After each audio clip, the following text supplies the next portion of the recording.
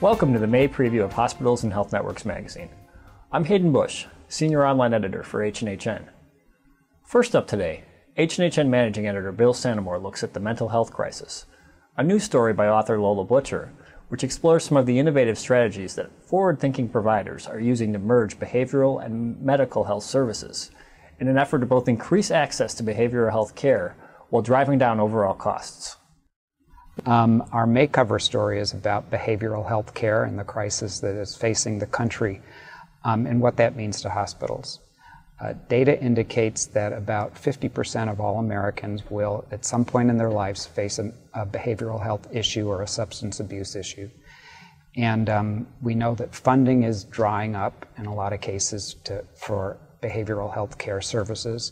We know that there are not enough professionals out there to help all the patients who need it. And a lot of these patients end up going to the emergency department at the hospital because they have nowhere else to go. We know that that's not the most efficient way to deliver that kind of care. So our cover piece looks at a series of programs all around the country trying to deal with different aspects of the behavioral health issue. One of the big ones is the lack of staffing, as I said. And there's a program in South Carolina, a telepsychiatry program, where professionals, the limited number of professionals in the state can consult with patients in remote areas so that they don't. In Florida, there's a collaboration between a health plan and 8 psychiatric hospitals looking at the main reasons for readmission of these patients to hospitals. And in a 2-year span, they've been able to dramatically reduce readmissions. There's also a recognition that a lot of patients with mental illness issues also have medical issues. And so treating these comorbidities together is, it's more efficient in a primary care setting, and it also carries less stigma than treating patients just for their mental health issues. So programs in Minnesota and North Carolina are working to enhance primary care for behavioral health patients. And next up, H&HN Senior Editor Matthew Weinstock explores the high hopes that the Centers for Medicare and Medicaid Innovation have for HENs, or Hospital Engagement Networks.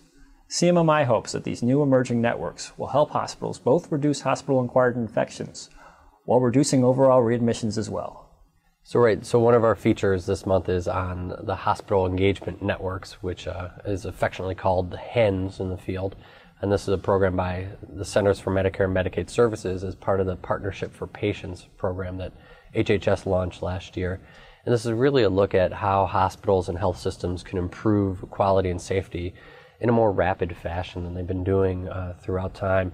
And so the HENs are these organizations that are going to try to share best practices across large systems of care and see if we can really promote some of those best practices and get that information to the field in a more rapid fashion. And finally, Weinstock explores a new national report on alarm fatigue and some of the emerging solutions to address a complex problem that affects caregivers and patients alike. We have an inbox story this month that looks at alarm fatigue, which is really a growing problem of every device in the hospital now has some sort of alarm or alert on it, and there's concern that clinicians are really getting fatigued by the amount of notifications that are going off. So maybe they're ignoring them, maybe they're turning them off, or maybe they're just creating workarounds. So the Joint Commission, the FDA, and others are starting to take a look at what can be done to prevent alarm fatigue so that patients aren't put at harm, and yet clinicians are aware that there may be something going on with the patient's care.